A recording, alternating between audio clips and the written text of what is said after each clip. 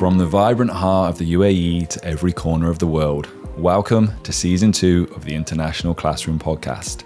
Here, we not only explore education through a global lens, but also celebrate the unique needs, experiences, and perspectives each student brings. In each episode, we bring you insights and discussions from experts and educators around the world. They share their invaluable experiences, the challenges they faced, and the innovative solutions they've championed.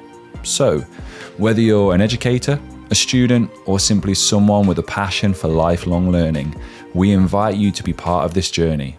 Now, before we dive into today's episode, a quick note. Ensure you're following us on your favorite streaming platforms to always stay in the loop.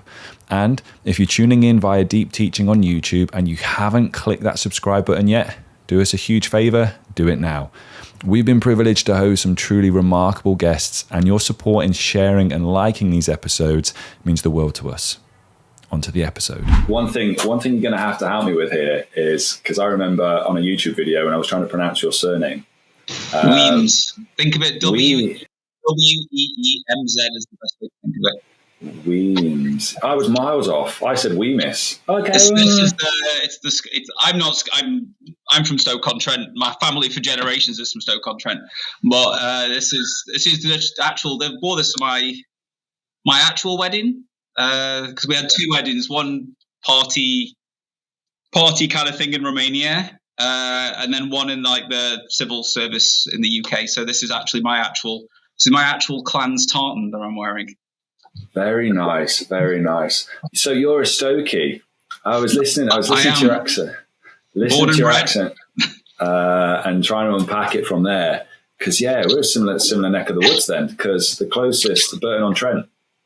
Oh, that's pretty close. I'm still on Trent. Yeah, exactly. Still on the river. But believe it or not, I see if you know this. So Leon Furs, over in Australia, he's from Stoke-on-Trent. Amazing. I didn't know. There's that many of us out there. Funnily enough, I was chatting to our school director, and she was like chatting about the teachers who, like, the new teachers had all settled in really well. I was like, you do all realise they're from Stoke-on-Trent. So, like, she was singing the praises of a group of teachers. I was like, you do realise we all have something in common. Amazing. So, kicking off, like, your background then, in terms of from the UK and into this, what kind of led you to? Because Romania is an interesting place to go and teach, isn't it? In terms of when you say it to other international teachers, it's not necessarily a first choice.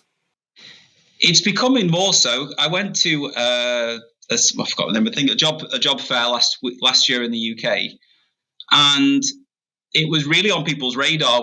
As soon as we put up me and my friend there were struggling with the roll up because I've never done one before. And as soon as they saw Bucharest, they were like very, very interested in Eastern Europe. That we had a huge queue of people. We interviewed, I think, from 8 till 6 straight. Like, we were overwhelmed with how many people were interested in coming to Eastern Europe now. And a lot more people, like when I'm getting taxis to and from the airport when I'm traveling back in the UK, people are just asking about it and saying, oh, my friends have mentioned it. We're thinking about coming over the summer or maybe in the autumn time. So it's definitely on people's radar a little bit more. Amazing. So give us a little insight of your background. So you are a trained computer science teacher. Me, trained IT teacher back in the day. Computer science wasn't on the curriculum back in those days. IT at Kiel in Stoke. I went back home to do my teacher training. And then luckily for me, because I did media at university, and because they had a rule where it was like if you had 50% of the course was in university, you can go and teach it. And back in the day, IT had quite a big media focus, but they made me do a master's in computer science, which actually paid off a couple of years later. So I hadn't programmed or anything before. I did a bit of HTML, like playing around, but nothing seriously. So I had to do a master's in computer science. Then I started teaching, and I think 3 years later it swapped to computer science. So actually, I didn't use it for years, and then it all kind of paid off. So how long have you been based out in Bucharest for now? Me, this is my 2017. So what's that? 6 years? 6 years I've been here now. Okay. I think 6 years. And what was it that lured you to Bucharest? For me, is my wife. She's half Romanian, so she grew up between London and Bucharest. So She was born in the UK. Her dad's Romanian, mum's British. So they'd it's a 50-50 split for her growing up in Bucharest and in London. And then when we got together, I'd come here, I think, for 2 or 3 years before we got married. And then really liked the place. And then I wanted to teach internationally. And it was just quite, I'd say safe option, but it was an option because my wife could speak the language as well. We knew she could work. So that became part of the reason why we moved to Bucharest. And the rest of this is history. 2 kids later. But the thing we're really here to talk about today, isn't it, is you as what I think is commonly known, and this is the thing, if no one's on LinkedIn, if they're listening to this or watching this and they're not a LinkedIn educator as part of that professional learning network, they might not recognize you. They might not recognize that face or the type of things that you do. But apart from obviously the computer science component and obviously everything else that comes with it, you are turning out to be, and my words here, a strong LinkedIn influencer in the most positive sense, from a teaching and learning perspective, and from some people will be known as, the AI guy at school. Tell us a little bit more about that and how that came about. For me, my focus switched. Like, I went to the head of our head teacher, school director last year, and to take on teaching and learning for Key Stage 3 and up. And I think that coincided with the same time all of the AI shift happened. Because I've been working away with it, like in the background, since it came out, a little bit later than some. I think December time I got onto it on ChatGPT. And then I came back in and started trying to roll it out to staff.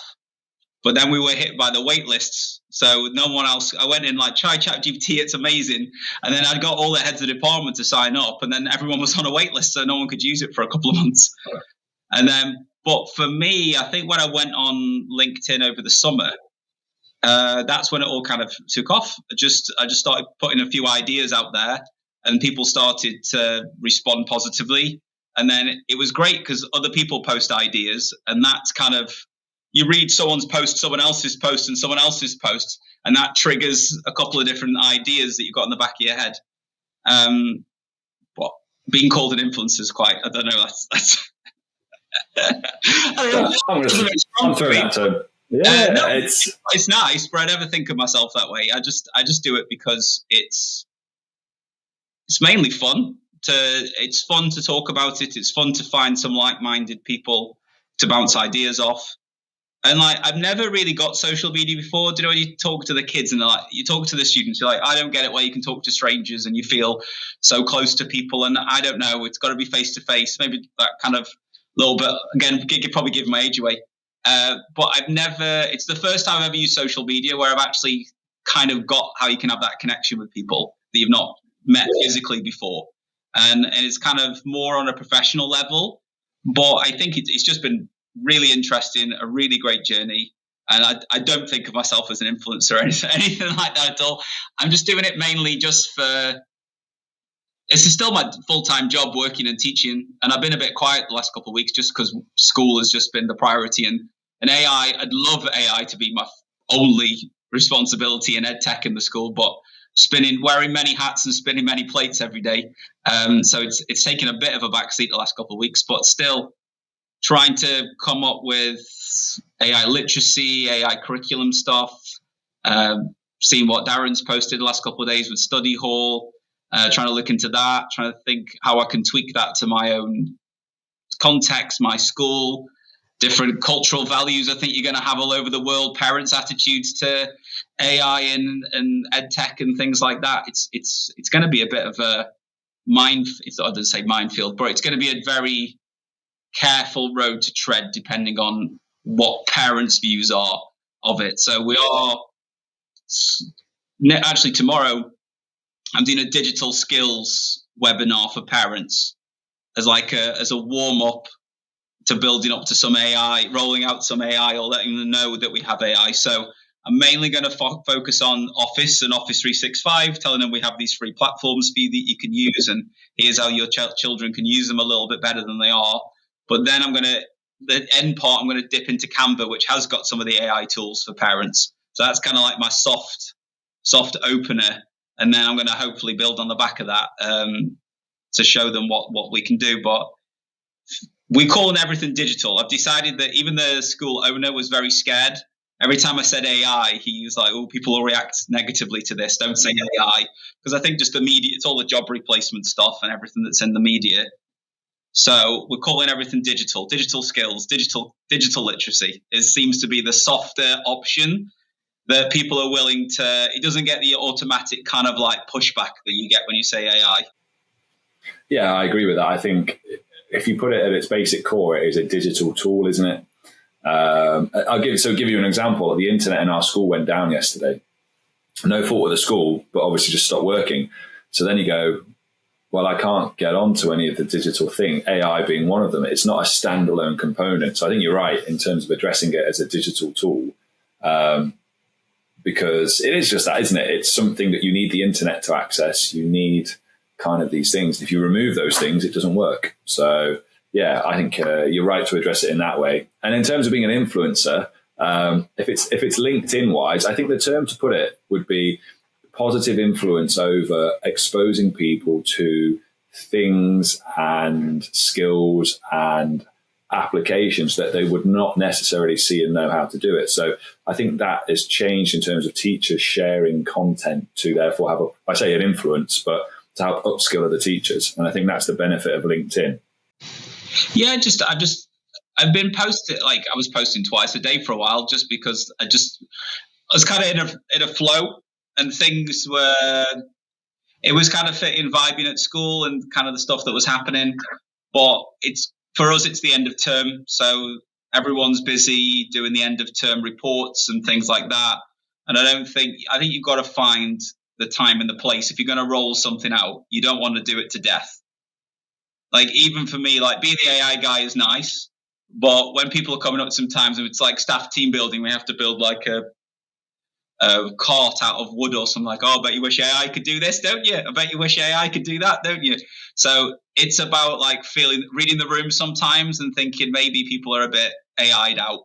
So I've been doing ed tech stuff in general, switched to a bit of VR stuff recently because I'm not that into VR, but I know that's an area I want to expand into. Like we have the class VR sets because I bought these years ago before like the metaverse was even a thing. I saw them at a BET conference and they seemed nice because they were self-contained like platforms. So a teacher you didn't need any expertise really. You could drag and drop an experience, press play, that went out to the kids and you could see what they were all doing. So it was kind of like monitored and controllable for someone who wasn't techie. So that's what I've been trying to find as well. Just AI is super expensive. Like we looked at some enterprise solutions for the school. People wanted like $5,000 a month, and then it's just. And the problem is, like I think all the AI kind of boom came out in June once every school in the world had set their budgets, and everything's already spent. And then you just try like, oh, now I need like, can I have another $5,000 for this, please? Or can I have like a bit more money to buy some more different VR stuff? Or can we get a subscription to this website? And then I'm just trying to find or just really experiment to find the tools where we can get the most bang for the buck. So if I bought X amount of licenses for this, would people really use it? Would it really have an impact? Rather than do what we've done before, like people think every school has tablets, every school has smart boards. Like I've got one behind me, but did they really revolutionize or change how we're doing things? They're still just a glorified whiteboard and then switch to being a massive flat screen TV when you want to watch a YouTube clip or something with them. So it's about finding something that can actually really make a difference, not just be more of the same. Yeah, I've got to agree with that one. Like we got smart boards and I just say, get rid of it. Just give me a normal flat whiteboard. Because for my side, I just use OneNote. So even then as an interactive whiteboard is no good to me. I just want OneNote, a graphics tablet, and I'll just move everything in between. And it works for what I do in terms of that. Well, it's interesting in terms of what you're saying there, because obviously with all those things comes teacher capacity. And we talk about confidence and competence. And one of the things that you do exceptionally well is break complex things, I think, into simpler things. Like, how have you found that? I think there's an advantage of being a computer science teacher, I think, to it, but there's also the disadvantage of being the techie person in the school already. When you're trying to roll stuff out, they go, "Oh, you understand it because you do computer science." But I think coding for many, like having to code for many years with the kids and break problems down has helped in terms of my thinking. And also, I think doing school, like I've been a school leader for, I think, an assistant head for 6 years in the UK, 6 years over here. So I think being in having to roll projects out, different projects for numerous years has helped as well, and how to like break it down in a palatable way that busy teachers can get into or feel like. You want people to feel successful when they use a new idea. And like we've rolled a new way we're doing the reports out this year. That was something I worked on last year, which has nothing to do with AI, but that has also been a project I've been working on. But it's about making feel comfortable with it, that they understand how to do it, giving them opportunities to test it and experiment. And it's the same with AI as well. We're just trying to make it so here's a place, here's an opportunity, usually a workshop where you can come, you can experiment. I'm here. You can try to make a chatbot. It can go wrong. It's just you testing it. You're going to experiment with it. It's a safe space. And then pick something in the curriculum which is low stakes. So if it goes wrong, it's not the end of the world. You can know, like, that's what AuxinBot started off as. Science picked what's the lowest stake thing that we could introduce it as. And now they're using chatbots revision. Now they're using it to teach other parts of as an add-on or extra thing to other parts of the curriculum. But they just picked something they were comfortable with at first. And I think that was for me. I just started using things I understood the most. And then I've kind of moved away from that and experimented more. Like project-based learning, like I knew where it was. I've kind of read some books about it. I've never really done it until I started using AI to help me plan, because it was never in my PGCE. I've never had any training on it. So going through the internet and writing a chatbot where you could break down the rules of what made good project-based learning, and then interact and go back and forth with the AI to plan the project and go, that's really cool, but we've got a supermarket across the road from the school. Could that be in the project? We've got some school grounds. Could that be in the project? And just throwing those ideas in there. And it kind of like helped upskill me in what project-based learning was, or how to pull off a project or pull off gamification in a more streamlined way. And that's the great thing about AI. It's like immediate feedback. You get something straight away. You don't have to wait for an output or let something process or render. You just get something out, and then it's up to you to go from there and dig deeper and personalize it a little bit more. But that was mainly my summer, just finding it's a good CPD, just researching the rules of everything. What's the rules of gamification? What's the rules of project-based learning? What's the rules of because we're rolling out IB at my school as well, and I never worked with IB, don't know anything about the IB curriculum. I'm just going to start doing some IB training myself, but I've been using it to help me like get my head around what IB planning might look like, because once you find out the rules and you can give it the parameters, then it can help structure it for you in a way that makes a little bit more sense to you. Yeah, I think AI in line with the MYP, and although, I mean, I've taught MYP, IB, A-level, GCSE. I love the MYP. And I think the AI side of it, and obviously the concepts and how you can deliver content and projects, it'll be phenomenal in terms of the type and scope, the breadth and depth you can get with that. Once you master that, and as you say, you understand the rules, I think you'll be up and absolutely flying with it. You answered the question I had about enhancing creativity and engagement, within the classroom and for students. But there's going to be people out there probably listening and watching who are curious as to how do I get started? What would be your recommendations as a starting point for people out there? My starting point, and this is how I start any training sessions I do here as I started it off to help me write good questions. Questioning has been on my performance development for about 12 years in terms of improving it, and just helping me do those retrieval practice questions and things like that, starting to say, we learned this last lesson, give me 5 questions, and then realizing it's better if I ask for 10 because I can pick the 5 that work for me. Then telling it to do it aligned to Bloom's taxonomy or solo taxonomy or make them multiple choice.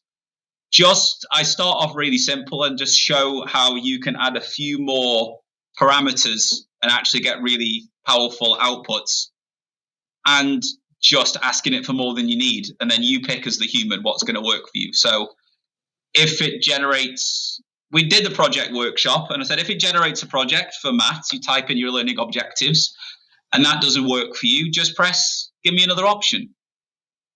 Or give me the five headlines and then let me pick the one that works, that I think is going to work for my kids on a Tuesday afternoon, and then pick that one and then unpick it. But don't use it as the final answer. Use it as I don't know, call it the idea generation machine. Just let it come up with loads of ideas and then you pick the one that works for you. And still, even for me, it does 90% of the work. The last 10% is me making it work for my kids. Yeah, one of the best ways I've described it and had someone describe it to me is about working synergistically, as in the togetherness, because again, people are still scared of it's going to take over jobs, it's going to do this. It's like, no, it's a tool. And if it's a tool that you can use really well and synergistically work together, the output you're going to get from it is phenomenal.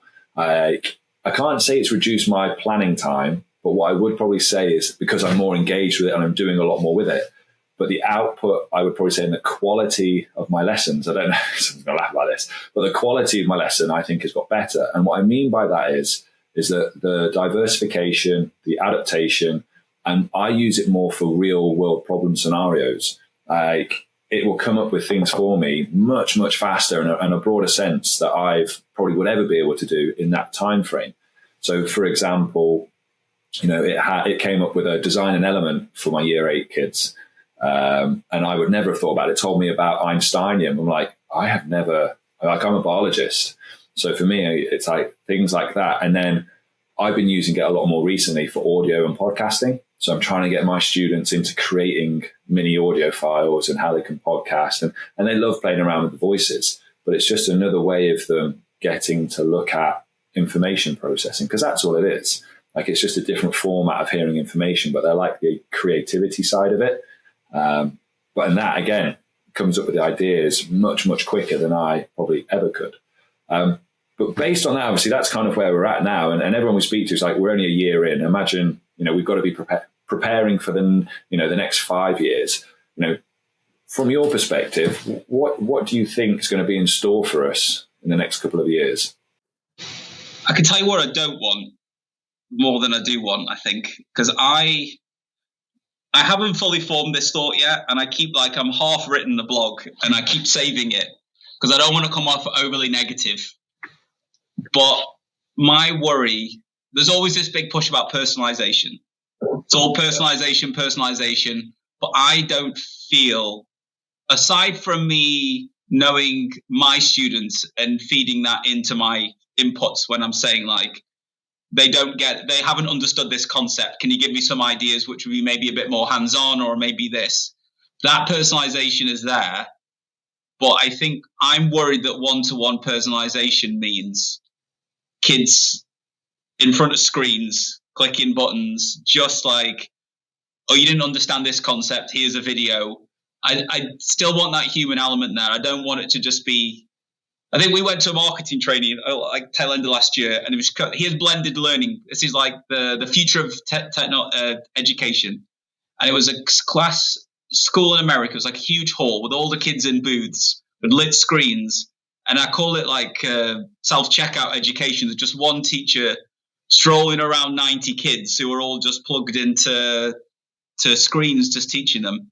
And that's what I don't want more than anything. I think I don't know. Personalization, I think, is going to be weird. Making it one-to-one in a classroom of 20-something kids is always going to be Maybe I'm wrong. Unachievable. I don't know. But I think having chatbots and things like that to help and support. And I've tried lots of different things. I've tried to get chatbots to teach them. Like, I'm going to have a hands-off. Here's a chatbot that's pretending to be a processor. You interview it, you speak to it, you learn. And I've given it all the parameters of how I would teach them and got them to interact with it. And the kids didn't take much from it. But when I've made a chatbot which is going to help them with their revision and they can ask it questions in their own time and dig deeper, aside from it going a little bit beyond the specification and then going like, I've checked the book, I've checked the chatbot, what do I actually need to know? And I think if I can give it a data file or something like that in the future, that will help. But I don't know, I've just been trying lots of different things, and getting an AI to teach children is probably the worst version that it's happened with me in a classroom. I think when they can interact with it at the right time, at the right place and the right time, it's gone very well. But they've not responded to it like, here's a CPU, you can learn from it, off you go. Maybe that's because they're not used to it. Maybe that's me, and I need to upskill my students to interact with an AI instead of waiting for me to guide them through the process. I'm not sure, but I am worried that all the personalization I see is platforms, and that scares me. That it's just going to be like booth-based education, or you're going to be at home asynchronous. There's going to be a little bit of interaction with the teacher if you want it. But I think I may be trying to reconcile two worlds inside my mind. I think to some extent you're right, because you've tried probably similar things to me. And what I'm finding is, and this is from, let's say, 12, 13-year-olds. I use my year 8 class pretty much as guinea pigs because it's low stakes, can get on with it pretty well.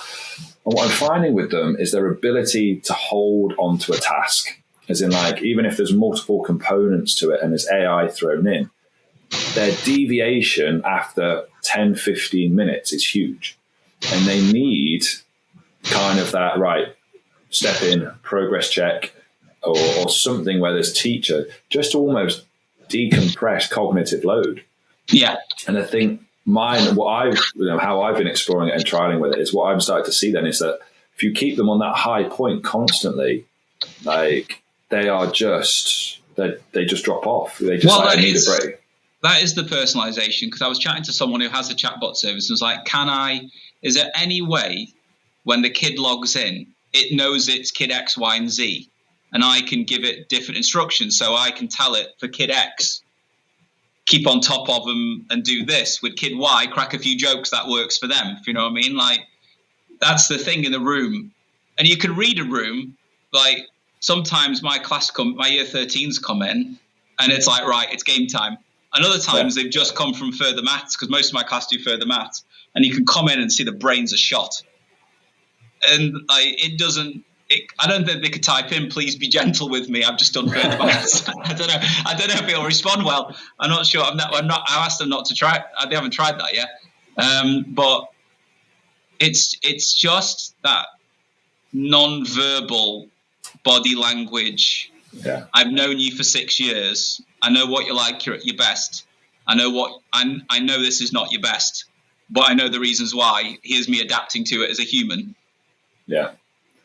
Versus the idea of the AI going, hi, tell me. Hi, you need to learn blah right now. And this is the thing, like if I think back to COVID, I taught the new A-level specification for the first time during COVID. I finished teaching it 3 days before they went on study leave. And I was like, this is an intense course. Like, I can't believe for the first time in my career, I finished teaching a course 3 days before the kids are off and I'm not going to see them again. And then we came back face to face and I was done 6 weeks before. It's just, I felt like online teaching, what I could cover in a 45-minute period or an hour, it would take 2-3 lessons to get through it. And I just think it's finding that balance. And I think it will shift things. And I think things will and have to change. Maybe it's me as a human panicking, but it's just, I don't know. I don't know yet that it can react to the individual child on how they're feeling at that moment and what's going to work best for them. Or maybe I'm being too human. Maybe the AI will be better than me because it'll just plow through. It'll just plow through and keep pushing them no matter what. Maybe you won't give them a break after further maths. I'm not. But I'm there to pick them up, and I'm there. I feel like I'm there to like make a joke and make them smile. If they're like, I know if I mess around with them or talk about something they did when they were in year 8 for like 5 minutes, it's going to give them that little reboot, and then I can start teaching a bit of computer science to them. Yeah, definitely. I have that with my class all the time. You need you need the laughs and the jokes and the banter and the human touch. No, not an AI going, right, on a scale of 1 to 5, tell me how you feel today, and that'll help me personalize the learning process, the journey I'm going to take you on. Because every kid will just like we use some platforms that have got AI in them to do revision. Like they've got online books and they can do questions. And I love the fact they can do a homework task, and you'll realize they didn't get questions X, Y, and Z correct. So I'm going to ask you similar questions, or I'm going to recommend a video or something. That's perfect. But I don't think that's all it can be. No, that's a challenge at the moment in terms of we're at that point and there's people who are at the forefront really driving it forward. But even at the same time, you're seeing a lot of repetitive uses, I think, of similar things. And Darren will talk about like the layers, just wrappers on top of it. And it's interesting to see like what's going to be the next, almost the paradigm shift, or what's going to be the next changing point. This is the thing again internally. This is another half-written blog somewhere in my brain. Is like, what's my role in this? I don't see myself as like the revolutionary that's tearing down the system. I'd maybe like to be, or maybe because I'm in the system. But right now, I think my job is because the exams haven't changed. I've still got to get my kids ready for A levels, GCSEs, IB, wherever the state curriculum is in whatever country. I've got to get them ready for that endpoint. So the endpoint's the same, but the internal part's different. So I don't know what my role. I feel like my role is to push up against the edges of what I can push up against, but I don't think it's part of a broader conversation to scrap the whole thing and torch the whole thing down and start again. And I do think hybrid education and online schooling is going to become more of a thing. I think there is a market growing in that area, and I think teachers in terms of teaching want some more flexibility. I know some students want some more flexibility. I know some students that thrived during COVID. It was like their personal best was them online. Kids that have been quiet behind the scenes in the classroom, they came alive when they were online. And other kids which love a teacher were the opposite. They really struggled. And I do think it has a place, and I do think the market will shift. But I don't know. I still can't reconcile what my role is in the whole thing. I don't know if I'm the guy who's like getting out the sledgehammer and knocking things down. For me, I'm just pushing, like what's the mime in the invisible box? I'm just like trying to tap against the edges and see if I can just knock a bit of rubble loose as I push. That's it. I think I see mine as like, and I've been thinking about this a lot recently in terms of content I put out, why I put out content, who's it for, and type of thing. And I've always put out content for me. I've always made content because I see it as part of my own professional development. And if people like it, great. And if they find value in it, even better. But it's always been about, if I do this because it helps me learn and structure, it makes me a better teacher. And so my brand in terms of Deep came about because it's about developing an education through enhancing performance. That's what it stands for. And so I had to really go back a little bit and go, right, if I'm putting out content, how is it helping enhance my personal performance? And I prefer the term performance over outstanding or very good, because for me, even though I'm a scientist from a sporting background, I find performance and high performance is something you can do consistently over time. And it's not just labeled with a set of tick boxes and things like this. It's like performance can come in many ways. And it's so I view it as, what am I putting out that helps me, but also helps others enhance their performance in the classroom? Not that it necessarily has to break down barriers or any of those things from my side, but it's like, oh, I've seen a really cool, let's say, audio platform, or I'm doing this with podcasts, and actually I want to share this because it helps me get my head around it, and it's going to help you also maybe bring another string to your bow and enhance your performance, or look at something differently in the classroom. So I think if you kind of keep on pushing, as it were, keep on trucking there, it kind of figures its way out. That's the thing for me, is like same as you. It's just mainly I use it to learn myself, and I think I've got as many prompts and things I've posted online. There's an equal amount of them that are still in the drafts that just didn't work. No matter how long I plugged away, I just couldn't get it there. For my WordPress, there's like about 20 of sitting in drafts that I just need to come back to and just try again, because I just couldn't get it to do what I wanted. So I don't give it a skewed perspective. People only see the things that work. There's the equal amount of things that I've tried that don't work. And I like the prompt I put up the other day, the GPT, about the choose your own adventure, but with images included. I tested it. I usually have a rule of 10 times. If I can test it 10 times in a row and it's pretty consistent outputs, then I'll post it online. And then post it online, and no images didn't appear for anybody. So I had to go back and try again, and just try to say it in a different way, try to shift the language. I don't know if because I posted it at that time where they were rolling it out, and it was a bit unreliable for about 4 or 5 days when they upscaled. But yeah, just didn't. What people like, yeah, it's great, works like it used to, but there's no pictures, and I'm like, that was the whole point. The whole point was having the original one, which you could have done anyway with the free version of ChatGPT. But the idea is like there's also some pictures included, which, because I tried to get the original one to draw a bit of ASCII art, but that was going way back into my childhood, where you'd have a little cave drawn with backslashes. Oh my god! And things have changed though. Like where I'm going back months, when we used to, one of the first things we would set up, give it a context for someone to interview. And then you would share that link or the prompt with the kids, and they could then go, continue the chat. And what I found now is that whenever I share that, even if I make it in GPT 3.5 or GPT-4, like it comes up with it. And then all my kids, and these are sort of throughout the school, are getting prompts then to sign up to, GPT-4 or I'm like, hang on a minute. And they're like, why am I being asked to sign up and pay for this? I just want to be able to get access to it. So you've seen, and you kind of alluded to, because I've not tried any of the GPTs yet. I've not had the time. I got super excited when I was watching I think Dan Fitzpatrick and Melissa did a live stream of them. It was like, I don't know, watching them react to I was reacting to them react to the Open AI development day. And when I saw them, I was like really excited. And then I was waiting for a couple of days for it to roll out into Romania. And by the time they'd arrived, I was already a bit kind of like, because I thought, great, this is the one where I can write it in here, and I thought I could share it publicly with the kids. I thought this is the way for me to get over the terms and conditions. I can just give them this link. I've made it's safe. I don't need to sign up to any of these wrapper platforms or anything like that. This will be the one, and then it's just making them pay $20 a month to access it, and I'm not going to do that to the kids or the school. No.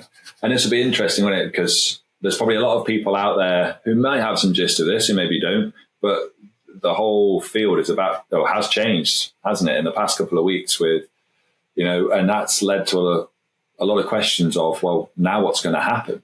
Are they going to bring it into education? Are they not? Is the dynamic and direction of the company going to completely change? The news today that Sam Altman has now been picked up by Microsoft, how is that going to affect what they're doing?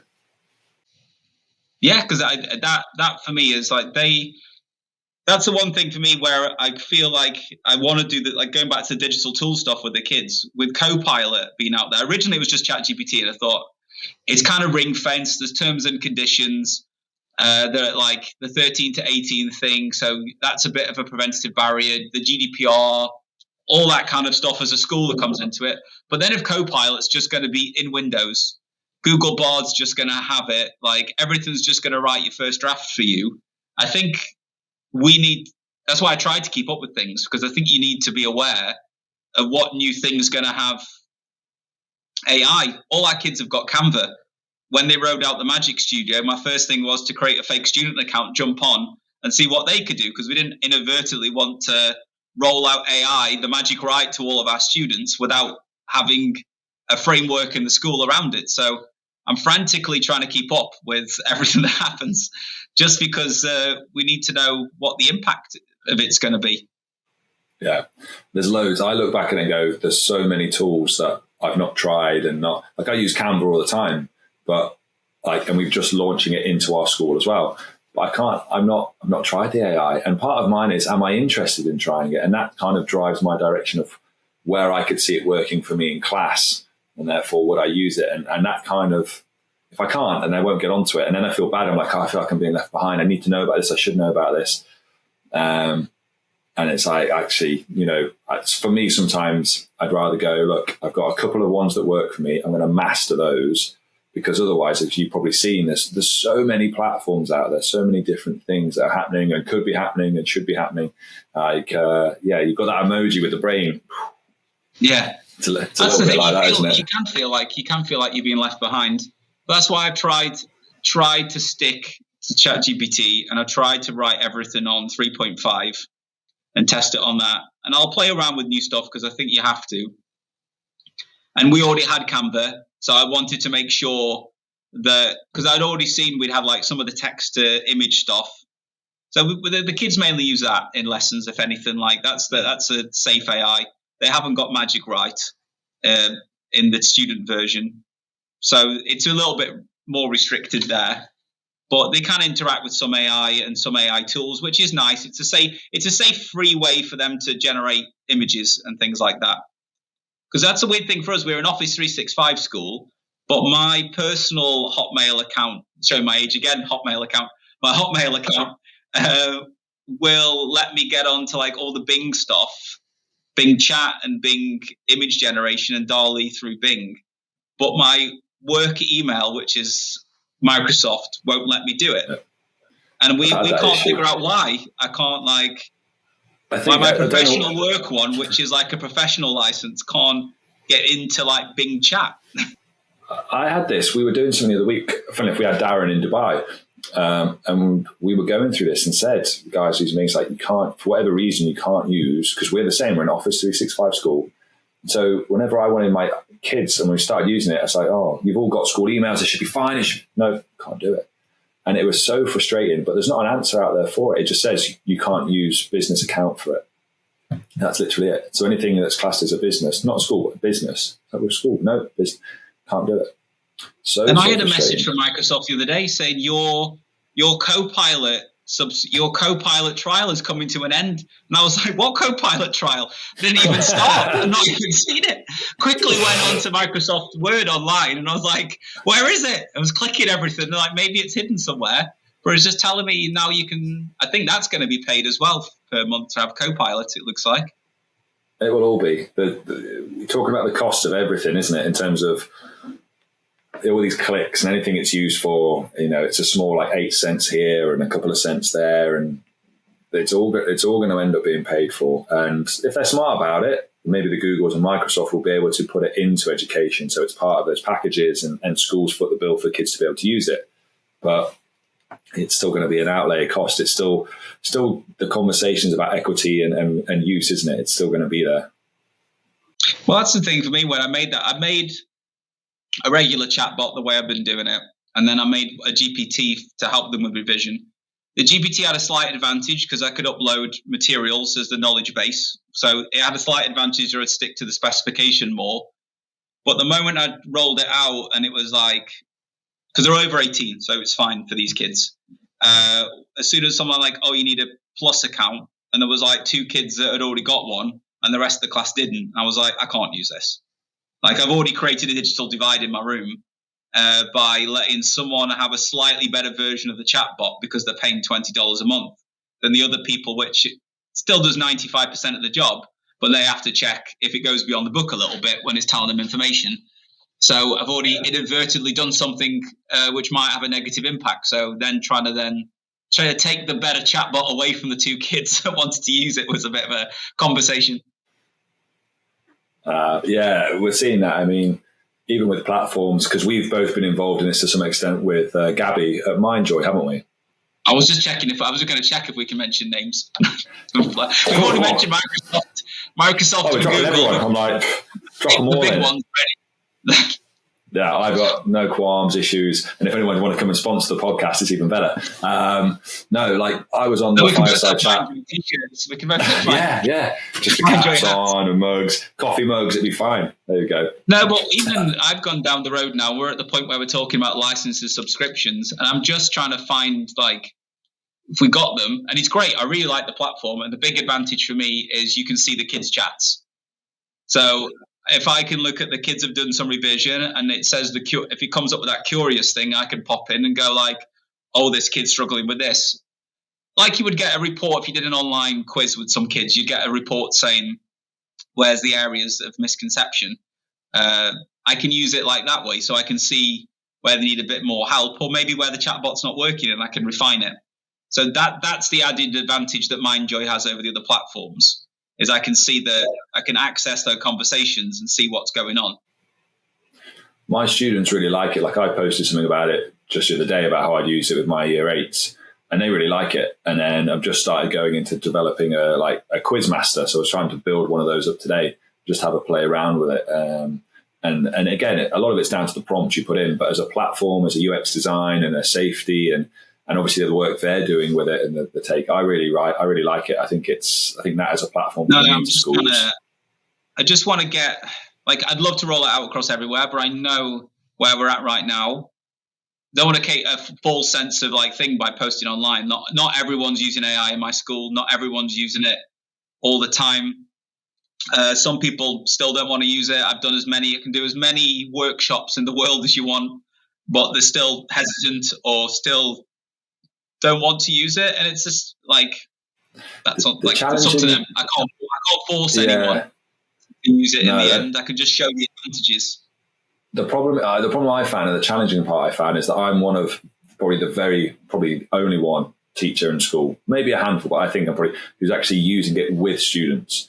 And what happens with that is, with typical student fashion, is they go around and say, "Oh, we've been creating my scientist did. They created a 3D lattice, so the ionic structure lattice, and they had to make it out of food. So they were using obviously a text to image generator, so like Adobe Firefly. Yeah. Some of them use Canva, some of them were on DALL-E. So you got a real mix of it, but they're creating these things and they're going out and saying to their friends and they're showing them, "Oh, we're doing this." And so the kids go, "Well, we want to come to that class because we want to learn how to use AI." Or the kids are then going to these teachers going, "We want to use AI in the classroom as well." And so you get that. It's a difficult thing then because students want to learn to use it. But then you've got teachers who are like, "Well, I don't want to learn," or "No, I don't." And that becomes a challenging point then, because you've got a lot of conversation going on at the moment about AI policies, AI safety policies. And obviously we talked yesterday about what Darren's putting out at the moment about AI literacy, which is a really good thing. And they can help a lot of people to get their head around it for students. But like you say, if teachers don't want to use it, it's their classroom, how they choose to teach. And that becomes a real challenging point. Yeah, this is why for me, going back to trying to learn stuff, this is why we're making those little carousels about AI or looking at the UNESCO curriculum review strands. Because I teach computer science, but AI in the A-level specification is about this much of a page. So I knew some stuff, but I didn't. I mainly just started writing my own notes to try to upskill myself, and it just forces me to. It forces me to do it if I think, right, okay, I'm going to write these little guides for myself or other people. It kind of gives me a bit more structure in terms of breaking it down. But yeah, there's loads to learn. And it was when I took a step back and thought, hang on, if you look at this UNESCO curriculum view about AI literacy and the role that AI is going to have in our lives in the future, generative AI is just a couple of little lines. The rest is some of the stuff I've not heard of. So trying to get my head around how the whole thing works. And one of them was just I don't know. I know it can make images, but how? I've never even thought about it. I know how it does text, but how does it do images? So just watching some YouTube videos, making some notes, just trying to learn about these things. So if kids ask, I can give them an answer. Or if teachers ask, I can give them an answer. Yeah, I think that's an important thing because you are going to have a divide of teachers who just want to use it. And you're going to have teachers who go, I want to use it, but I need and want to know how it works so that I can understand how to get the best out of it. And it's always going to be the same. Any ed tech, you've got people just use it and want to know how it works. So it's addressing all those things. That's the thing for me for Mindjoy. I'm looking at like, what license do we need for which people? Do I need to buy? I'm kind of do a survey or speak to the heads of department or the heads of the primary sections and go like, if we got it, who would use it? And if we bought this many licenses, do we need so many basic ones? Would people use it with image uploads and things like that? So how can we, because I don't want to come to the school for a ton of money and it not have an impact. Because that's the only thing for me. Like then the next time I come for something, we go, well, you had all those subscriptions and no one used them. It's going to take a bit of the wind out of the sails when I ask for the next thing or the thing after that. So it's about, and that's the time. It takes a lot of time to do the research and everything. And it has been like, it's not been easy. Like I just feel at some point I've had 2 full-time jobs. Well, 3. I've got kids, work, kids, and now LinkedIn. Sometimes it feels like. And that's the thing for me. I felt like I got into a rhythm of posting quite a bit, and then I was like, when I calmed it down, I had a bit of like guilt, and I was like, oh, I should be like. But then I was like, hang on. And my wife was like, go on, post some more stuff. Like I was like, but I'm not. Social media isn't my life. Like I'm not my full-time job. It's a compliment to my full-time job. It's not my full-time job. I'm not like touting my services. Like I think the Mindjoy thing I'm doing next week is the only paid thing I've ever done. Everything else is for free. And I give up I met with a lot of people since this has began online for usually a 30-minute chat that ends up becoming 2 hours when you just get excited and talking. And then it's just taking up a lot of my time. I'm just trying to find a balance where I can do everything well. I think it's because I'm not an AI consultant. Like I'm happy to talk to people about it. I'm happy to chat. I'm happy to if companies approach me and say like, especially companies we work with, we're thinking about putting some AI, like give us your perspective as a teacher, where would it really help? That I'm fine with doing, but it's not my full-time job. I'd love it to be. It'd be cool, but it's like I think about 5% of what I do in a week. Yeah, you sound the same as me. My wife says to me all the time, she's like, oh, how you doing? It's like, oh, I'm just doing some work. And she look at me and go, yeah, but what type of work? And it's like, are you school working or are you working? And I'm like, I'm me working. Because it's that balance of like, if I've had a busy day at work and I've done something, it's like, I'll decompress. How bad's this? I will decompress by going to do some other, like say, work I'm interested, like AI, or I love content creation. That's my thing. That's why I have the podcast, or so I make videos, or that, because I like the creative process. Because my normal day-to-day science, it can sometimes just be really fact heavy or content heavy, and so trying to add an element of creativity into my life, I found actually has made me a better teacher, because I will look at it and go, how can I get creativity into this component of science that wouldn't normally fit there? And then it marries with it, but it can be challenging if you're at a point, and then go all the way back. We talked about being an influencer and that, but it can be challenging up to a point when you feel like obliged to post or to put something out there, and then people are going, oh, you've not posted something in a while. Yeah, because that was me. I got to a point where I was doing like twice a day, and I was like, I think it's because we'd had a half term, and then the kids went to grandma's for a day, and I just wrote 2 weeks worth of stuff. Just sat there and was just like, do you know what? Here's 2 weeks worth of stuff. I shuffled a few things around, but I'd always been ahead of myself, and work just got so busy at one point that I'd come to the first time where it was Monday and I hadn't got Monday ready. And I was like, I've got a choice now. I'm at work. I'm supposed to be doing my job. You know what I mean? Like I find the conflict of trying to say, I can't really sit here at work all day doing LinkedIn stuff. So sometimes they marry up, but it's trying to find the space to do it. And it's your own personal time. And with 2 small kids, it's finding and a wife, can't forget her, sorry.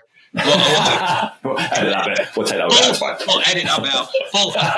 Fully formed, happy family that you have to balance everything. And at first I was like, oh, should be released Tuesday. I haven't posted anything. And then I was like, do you know what? Like, Darren and Dan don't post it every day. I looked at their profile; they don't post stuff every day. So I thought, if they're top professionals, the real influencers aren't posting, I'm sure I can get away with it. Yeah, it makes me feel. If I ever want to feel better, I'll just look at those and go, "I've got more followers on LinkedIn," and I can go to anything else and be like, "Okay." It got weird for me. I got really excited at the beginning because I chose LinkedIn because I knew that no one in my school is on LinkedIn. And I thought, where's the one place? Because I've always wanted to blog and I've always wanted to write about teaching, but with dyslexia, trying to get the proofreading and stuff like that done, that's always been a nightmare. So many arguments with my wife about the reading it and intention and things like that. This is where like ChatGPT was like, I was like, hang on, this could proofread everything for me. Oh yeah. So that's just been like, keep it the same, just fix all my dyslexia, and then let me post. And then I just picked LinkedIn because I was like, no one will know. No one's going to know if this goes. If I try something and no one's interested in what I'm saying, then no one's ever going to know. And that's where it really started, as like a quiet experiment. And I was like, I think I had 10 people following me on LinkedIn.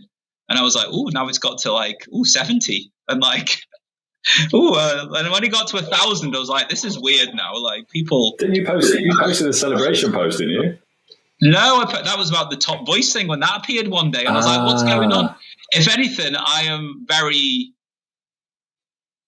I do not like, praise does not sit well with me. Like, it's like, I'm very, when people call me an expert or stuff, it just makes me crawl inside. I just like doing stuff for fun. Like, I'm not doing it really. It's not saying it's not nice having people follow you and like seeing it go up and I'm like, oh, this is cool. Like, people like this, but it's not the real reason I'm doing it. I'm not doing it to become famous or for the praise. It's just, I think I spoke to Jason. Again, I'm not going to try his last name. I've got no idea how to. Is it Gulia? Gulia, I'm going to say. We're both going to say it wrong. And if you can go for it, but he posts some really cool stuff, and I'm just like, he's just nailing it. Like 10,000 people, and I'm just like, that's not me. Like that's not who I am. I'm not like I don't know. We just do it for fun. And I've gone back to the actual point I was going to make. We chatted, and I was like, the moment this doesn't become fun, like that's when we stop. Like, if this is just fun. Yeah. It's like, once you do start doing that and people see you and videos especially, like, I was doing something and I was really tired. I think I was at a school and I was really tired, and everyone was like, oh, how did you hear about this event? And everyone went, oh, we follow Alex on LinkedIn. And I was like, great. I'm really tired today. And I probably come across, I'm going to say, I probably just come across as a real dickhead because I was so tired. And I said, that was a massive concern of mine. Like, but you're saying it's like people, I think teachers, especially in the world we're in now for CPD and professional development, teachers appreciate value. Things are free value. And if they can absorb and use it within 5 minutes, and that, like, go back to the idea of value and influencing people, you're influencing in a positive manner in terms of, I can take what you've got and it's going to influence my practice. Yeah. It's not influence me to buy something, but it's going to influence my practice, and I go back to that, enhance my performance. That's the type of content my LinkedIn is I great think for. This is the value you bring as a teacher as well, and it is that experience, because I spent ages writing the prompts because I wanted it to come out what would work for me as a teacher, because it's gonna, and that's the part of like it being quite instruction heavy or multiple layers of instruction, because I've learned like if this is how it would work for me as a teacher. And I think some of the platforms, and again with any ed tech platform really, it's an approximation of what a teacher might like, or a stab in the dark from some people in an office who've read a book about education, about what they think education what you might need. Whereas actually sitting there and going, for me personally, the way I teach and the way I want to do things, like this would maximize, when it comes out, this would maximize its impact for me or save me time. So some of the instructions might seem weird, but the instructions are there because it just makes it do a thing that makes it not look nicer for me. And hopefully that outputs it in a nicer, more user-friendly, interesting way, because we're all busy as teachers. Yeah, exactly. And it kind of segues nicely into my final question for you, to do with obviously professional development and learning and what that looks like for 2024 for you. March next year, we've got our AI in education event. I think some marketing people told us to pick our own word, so it's now called AI education. So it's a parent at the school. He runs a marketing company, so he gave us a little bit of advice. So we have that event. Got Darren, Dan, hopefully yourself. I'm just trying to arrange that to come across. And mind you, hopefully are going to come. Hopefully this will be put a bit of pressure on them. ThingLink, Inventors Club, and Diagon Esports. That one mainly because I'm seeing a lot of stuff about Roblox. And I just thought, I know that some of their platform, their esports stuff is about Roblox, and I thought that might be a nice... I went on Roblox. I saw someone post about it on LinkedIn. I jumped on, and I've never felt so old in my entire life. I was like, what is this? I was like, how is this like the future of the web?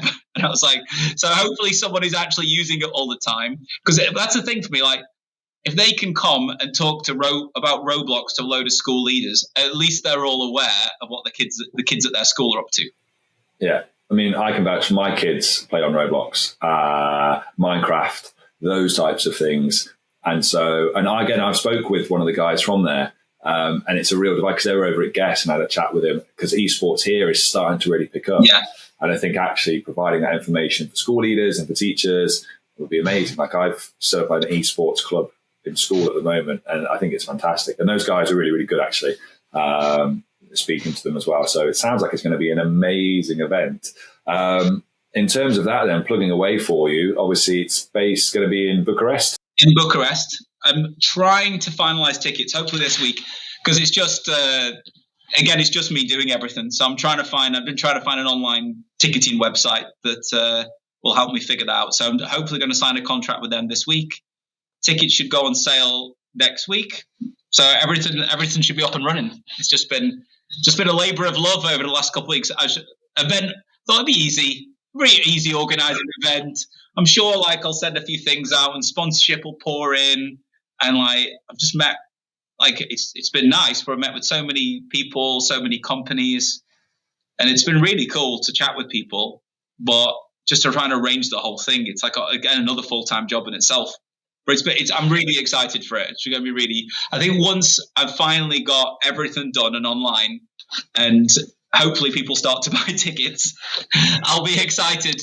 That it's just because at the moment I'm in like the last part of the tunnel of planning.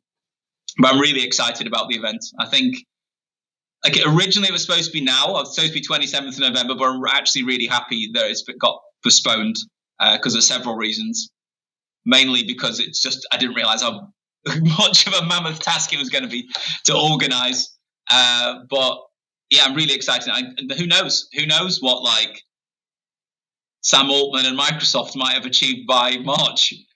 I was going to say, yeah, it sounds like 3 months. I know it's going to be so much can happen in the IT space, can't it, between then? So we wish you all the best for that, and then fingers crossed, face to face it'll be no. If I can make it work, I'm trying to. It should work. If I get one more little bit of sponsorship, it should be fine. So here, if anyone is listening to this and wants to sponsor, the Inventor Club last week, and now they're coming because we've got the whole school. Like we've got the whole top floor of the school. So it's going to be the assembly hall where the main parts are going to be with Dan and Darren, and then we've got 12 classrooms on this top floor. So we can run 12 breakout rooms. So that's the plan, is just to make everything as hands-on as possible. So running 2 rounds of breakout rooms, couple of keynotes. But yeah, so school leaders can go to one about Roblox, one about prompt building, one about chatbots. Just pick a couple of like a little buffet of options for you to pick up a bit of AI. Amazing. And hopefully some potential live podcasting streaming going on. 99%. Amazing. Well, on that note, it's been an absolute pleasure if you give me some of your time this afternoon to come and speak with us on the International Classroom.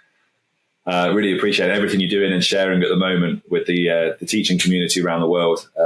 From my side of it, again, you've inspired a lot of things I'm doing, and I'm sure it's going to be the same for a lot of other teachers out there as well. So from me to you, Matthew, keep doing what you're doing, keeping it simple, and we appreciate everything you're doing. So thank you. Okay, thank you very much. Nice to chat to you. All right. Bye.